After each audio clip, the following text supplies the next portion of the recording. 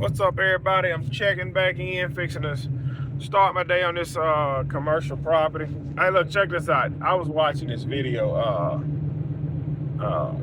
yesterday, right? And it was about this lady, and she was basically like, you know how you had them channels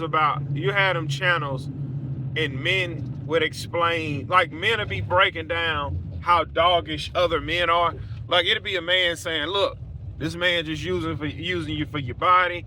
If he ain't putting a ring on it, blah, blah, blah, blah, blah. And then you have, it's only a few of women channels saying the same thing about women. Well, anyway, in this video, the lady was talking about how wives do their husbands. And she was saying how your woman to be acceptable and would do a lot for you in the dating phase or early in marriage, but in time the real person comes out. And once you start watching one video like that, you know, your algorithms will feed you another one, and then you just go down a rabbit hole, right? Well, anyway, when you start watching the video, a lot of married men kind of go through the same thing, and a lot of married women kind of somewhat or similar in a sense. Now, I've heard this from, you have to understand, I grew up in the church, so I grew up around a lot of old, young, married people. And then I went and worked out in the world, which is kind of like construction. So I worked around a bunch of guys in that sense too. But, and what I mean by everybody say the same thing, like I can give you an example. A lot of guys say, now, a lot of guys that's not followers of Christ would say, yeah, man, when I was dating my woman, man, we was doing it all the time. It's like now when I married her, bro, it stopped. And you have a lot of Christian guys will say, yeah, in the beginning of marriage, man, we used to do it all the time. Now it's, you barely can. But here's, check this out. Now, the lost guys, the guys who's not a follower of Christ, I'ma just be honest. In the construction world, a lot of guys I know that's not followers of Christ, they would be married, but they would be cheating. And I remember I used to ask guys, like, bro, why you cheating? Why you just won't, you know what I'm saying, like, what's the point in cheating? And the reason they're cheating is because the woman at the house isn't putting out. Like, I really believe women don't, and this is why I say women entice you and trap you. Like all them videos and pictures those women put on social media, them half naked, bent over in front of the camera and things like that. A woman, a woman really don't care nothing about sex. Now, you have some that do, but the majority of them, they really don't. They can go 3 weeks to a month with nothing. They don't care, right? But see, men are visual creatures. We're visual. So even though we've maybe been with our woman 10, 15 years, we still want to see her naked, right? If you turn the faucet off at the house, and this is what I've heard some of this stuff growing up, well, guys will be married to women and they don't get nothing at home. And like I say, the guys I work with out in the world, they just cheat. Because you'll hear women say, I remember hearing this as a young man. Yeah, he cheated on me when I was pregnant. I was like, dang. Or he cheated on me and I was giving birth at the house with his child. Me going through pregnancy with my woman multiple times, man, I see why he cheated. He wasn't getting nothing at the house. Some women go through pregnancy phases. It's different, right? When my woman pregnant, she don't want to be touched, all right? So, and some women are the opposite. They want to be touched. So then it's kind of like, if you marry an evil woman, she would use sex as a weapon, all right? And you have to, look, I just tell my woman, like, look, this is what I need, because if I'm not, listen, you can't send me out into the world hungry. I'm not focused. Because now I'm looking to eat something. You have to understand.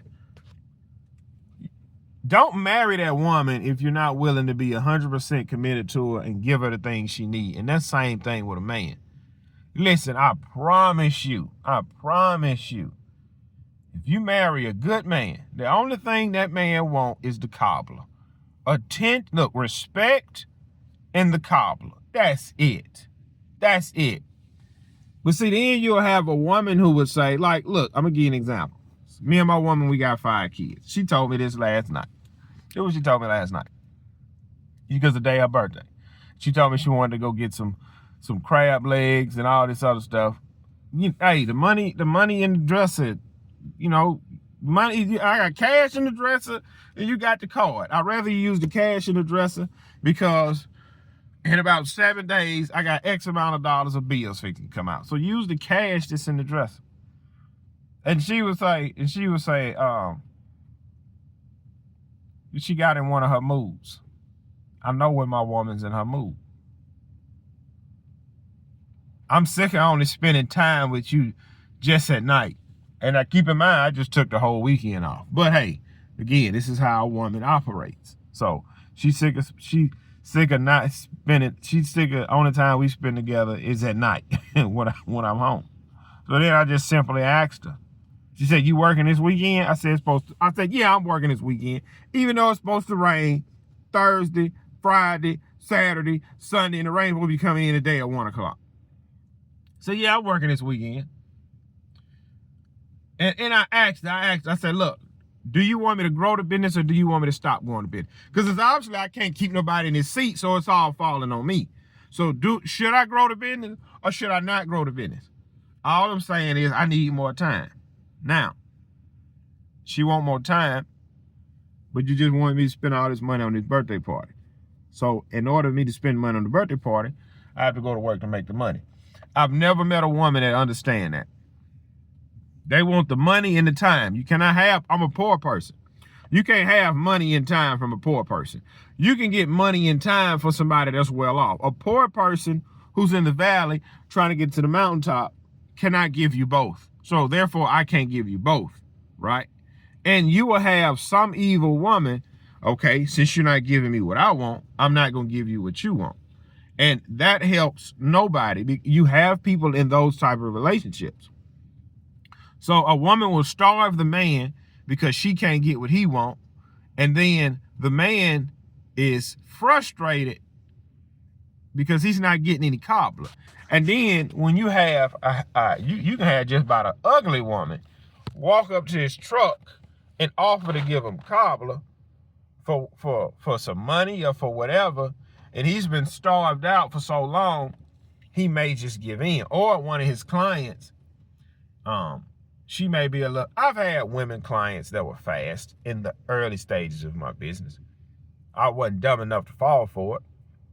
So imagine you got a guy who's peach cobbler crazed, and his woman done starving him out for 3 weeks. And now he pull up at one of his fast clients. What you think gonna happen? How you gonna send a man out there in the world and you're not feeding him, right? Because I've had these conversations with my woman, because like I say, a woman, they get comfortable to the point where they don't care nothing about it. And I just simply explained to my woman, like, look, this is what I need. I'm gonna just be honest. Like, I can only go so long without it.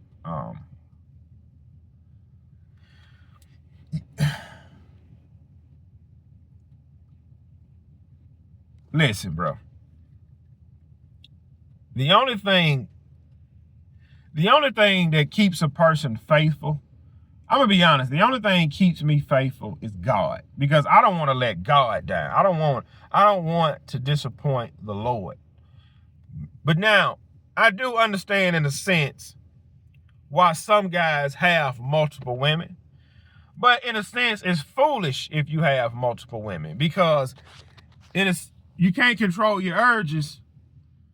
Now, I'm gonna be honest, I'm not turned on by other women. I'm turned on by my woman, okay? So, I don't want, now look, when I was a virgin, you would see another woman and you would think, oh man, this is what it is. But once you actually start getting peach cobbler, you understand everything that come with that woman. Nah, I'm good on that. I'm gonna just stick with my woman. I know what my woman got going on. You know what I'm saying? So I don't want other women. I just want the woman I have at the house, right? And I remember early on in my marriage, you would hear guys say, yeah, man, when you get married, man, oh, that's gonna stop. I remember, you know, when you first get married, it's all the time. And I remember I had went 2 days with nothing. I thought it was over. I said, man, what's going on? Why it's not? And then you just simply had a conversation with your spouse, like, look, she's gonna explain to you, listen, I'm not trying to bake cobbler every day, even though you like eating cobbler every day. So we gotta find a middle ground. Every other day. Sex stops when the realities of life come into play. When I was broke, struggling, and poor, I didn't care nothing about sex because I wanted the money, because I couldn't function, right? When kids come into play, the woman isn't thinking about baking peach cobbler. She want to get these kids to bed so she can finally get some time to herself. And then here I come in the door with a plate, with a plate and a fork, ready to get some good cobbler. So it's like, you have to find that middle balance, middle ground. And sometimes it'll be up, sometimes it'll be down. And when you're taking a young guy that's freshly married, he don't understand. He understand it, but he not trying to hear it because he trying to get what he get. As I get older in life, I understand. Brother, it'll be there tomorrow. It's like, it'll be there tomorrow. You don't have to stay up 1, 2 in the morning trying to convince your woman that this is what you need, and it'll be there tomorrow. So you and your spouse have to come to an agreement, which me and my spouse has come to an agreement. Hey, this is what I need. This is how many times I need it, so we can go from there. And once you have that conversation, you'll be good to go. Like, it used to be, look, it used to be the end of the world that I couldn't get the cob. It used to be the end of the world. I thought we used to get divorced. But as you get older, you're like, oh man, it's nothing, you know, just have a conversation. But like I say, you have those, then you have those type of women that weaponize it. And then you have the guys that, okay, you want to weaponize it, I'm gonna go deal with this other woman. This other woman gonna give me what I want. All she wants is a few dollars, get her hair and nails done. See, then you have the possibility of getting this woman pregnant, catching a disease, and now you're fixing to tear your home up because you couldn't control yourself and wait another day. So you just have to be honest with your spouse. Like, look, this is what I need, and just go from there. If you honest with your spouse and say, listen, I need cobbler 3 times a week, and if she can't do that 3 times a week, you bring it up again. Like, listen, I'm gonna make sure you got everything you need, but if I can't get this what I need, then this is not gonna work. And if she still's not doing it, and then you bring it up again, you say, listen, are we doing, is that all you think about? Okay, now you wanted me to get married to you, and you want me to stay faithful and loyal, right? Okay, now the only way I'm gonna stay faithful and loyal is if I'm getting this amount of times a week. If you cannot do this amount of times a week, then we need to go our separate ways. I know a guy who done that, and this woman told him, well, just get it from somebody else. And he did that. And he been miserable ever since. Now she got him, man, now she got the doggone pistol to his head. Because he know if he leave, he got to sleep in his truck to take care of his family. So don't let an urge tear your family up. But at the same time, you need to go to some type of counseling. You need to go to one of the elders in the church. You need to sit your woman down. Like, look, this is what I need.